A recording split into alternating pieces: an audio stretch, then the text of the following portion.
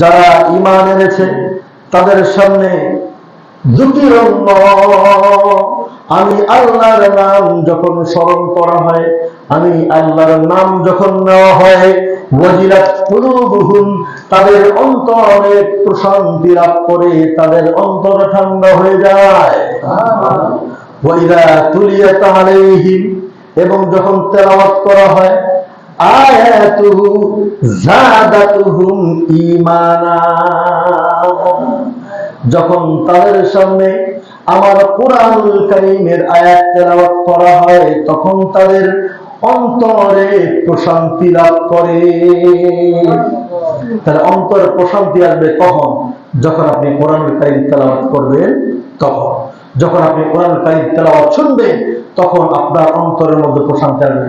যারা বলেন না সুবহানাল্লাহ। কোন তার মন খারাপ হয়, যখন মাথা ব্যথা করে, তখন এই আয়াতটা তিনি কানের মধ্যে লাগিয়ে দিয়ে শুনতে থাকেন, আর সঙ্গে সঙ্গে তার মাথা ব্যথা দূরে চলে যায়, তার অন্তরে প্রশান্তি চলে আসে। যারা বলেন না সুবহানাল্লাহ। তাহলে আমরা কি শিখলাম? গান বাজনা থেকে বিরত থাকবো তো ইনশাআল্লাহ।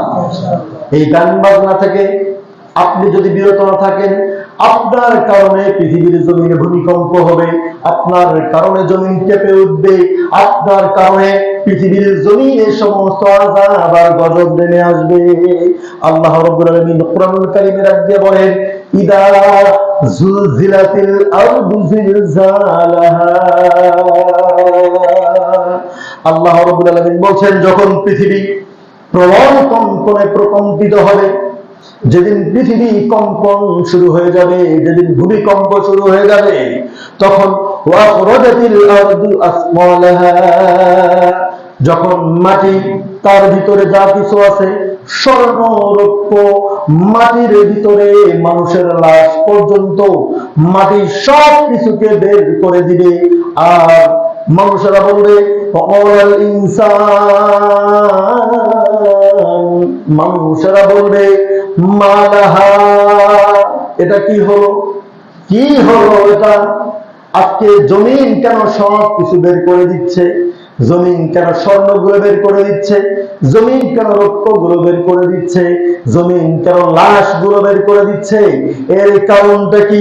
তখন আল্লাহর পক্ষ থেকে বলা হবে, বিআন্না রাব্বাকা আওহা লাহা, কারণ পৃথিবী এটা করবে, পৃথিবী এজন্যই এটা করবে, তার রব তাকে নির্দেশ দিয়েছে, আমার জমিনের নিচে কোন জিনিস যেন আর থাকতে না পারে, সব কিছুকে জমিন থেকে তুমি বের করে দাও। এজন্য আমাদেরকে এই গান বাজনা, বাদ্যযন্ত্র, সব কিছু থেকে আমাদেরকে বিরত থাকা দরকার আছে না নাই? শুধুমাত্র বিয়েতে গান বাজাবো না এমনটা হবে নাকি? সব সময় বাড়ির মধ্যে যাদের এই গান বাজনার মেশিন আছে, বাদ্য আছে, যন্ত্র আছে, গিটার আছে, যাদের কাছে বক্স আছে, এই বক্স গুলোকে আর কোনোদিন যেন গানে না বাজে, এই প্রতিজ্ঞা আজকে এই মসজিদ থেকে নেওয়া যাবে কি যাবে না? যাবে? নিয়ত করা যাবে কি যাবে না? তারা আজকে আমার সঙ্গে নিয়ত করুন, বলেন, আল্লাহ, আজকের থেকে আমি তাওবা করছি, আর কোনদিন মোবাইলের মধ্যে, বক্সের মধ্যে, টেলিভিশনের মধ্যে কোনদিন কোন গান আমি আর শুনবো না। আল্লাহ তুমি কবুল করো, আল্লাহ তুমি আমাকে মাফ করো, আমার তাওবাকে তুমি কবুল করো। সকলে বলেন আমিন।